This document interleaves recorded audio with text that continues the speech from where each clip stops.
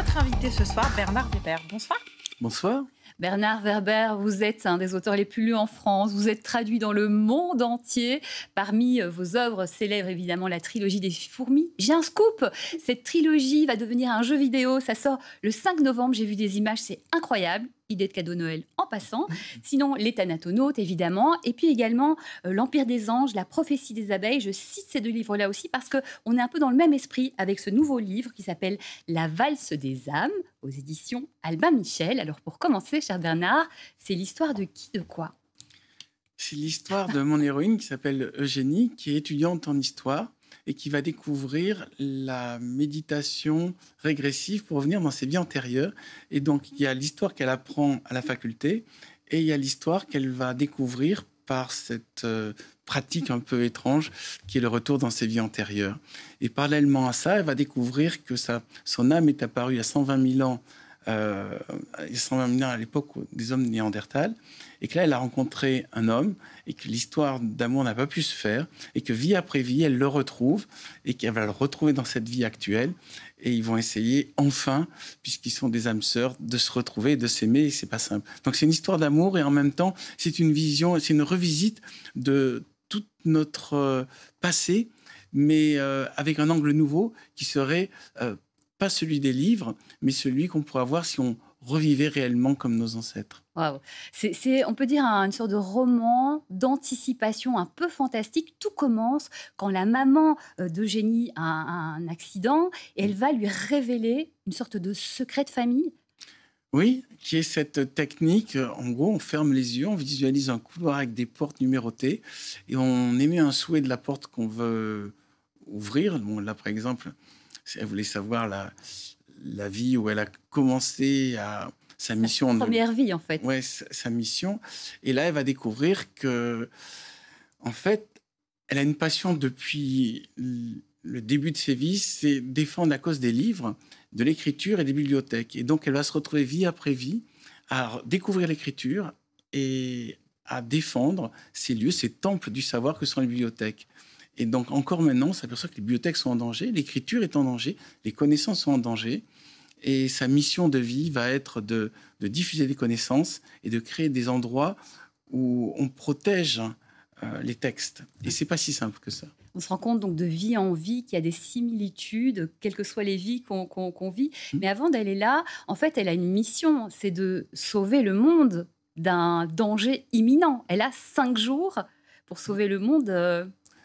En fait, elle va découvrir qu'il y a une sorte de conflit entre les forces de la lumière et les forces de l'ombre, et que ces conflits se présentent de différentes manières. Là, elle va découvrir comment ça s'est présenté à la préhistoire, comment ça se présente ensuite à Sumer, puis en Égypte, puis en Grèce. Mais chaque fois, en fait, c'est pratiquement les mêmes âmes, c'est les mêmes familles d'âmes qui combattent pour la lumière ou qui combattent pour l'ombre, et ils se retrouvent, mais dans des corps différents. Et c'est un peu comme si l'histoire n'était qu'une répétition d'un scénario qui n'a jamais été clairement gagné par un camp, ni c'est les forces de l'ombre, ni les forces de la lumière. Et du coup, maintenant, où l'histoire accélère, et en tant qu'étudiante en histoire, elle perçoit cette accélération de l'histoire, elle se dit, il faut que j'agisse pour que les forces de la lumière arrivent à ne pas être submergées par les forces obscurantistes. Alors vous êtes dans la spiritualité, mais à la base, vous êtes auteur, mais vous êtes aussi un journaliste scientifique. Est-ce qu'il y a un événement spécifique qui vous a fait entrer dans la spiritualité? Vous avez toujours été un être spirituel? À 13 ans, j'ai rencontré un autre jeune homme qui avait 13 ans, qui m'a appris le yoga, qui m'a appris la méditation, qui m'a appris à fermer les yeux et à utiliser mon esprit et mon imaginaire pour voyager dans des mondes. Et je dois avouer que ça a été une révélation.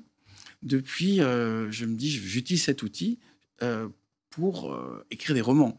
Alors, je ne suis pas dans la croyance, je ne suis pas dans la mystique, je suis juste dans, voyons, si j'utilise ça, où je vais et qu'est-ce qui arrive comme image. C'est le grand avantage du mot roman, je n'ai pas besoin de prouver que c'est vrai. Mais en tout cas, cette technique après de régression à la vie antérieure m'a été enseignée par d'autres personnes et c'est très simple. C'est une machine à remonter le temps. Et parfois, quand je fais le spectacle Voyage intérieur expérimental, il y a des gens qui arrivent à retrouver le nom d'une personne et on vérifie si cette personne existait.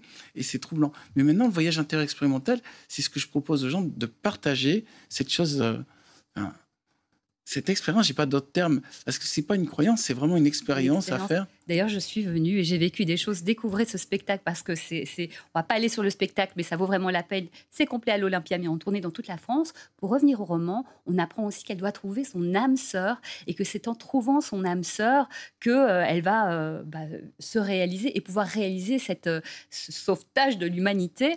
Le concept de l'âme sœur, vous l'expliquez, c'est un concept assez antique. Juste en 2 petits mots, rapidement. Jadis, l'humanité était différente.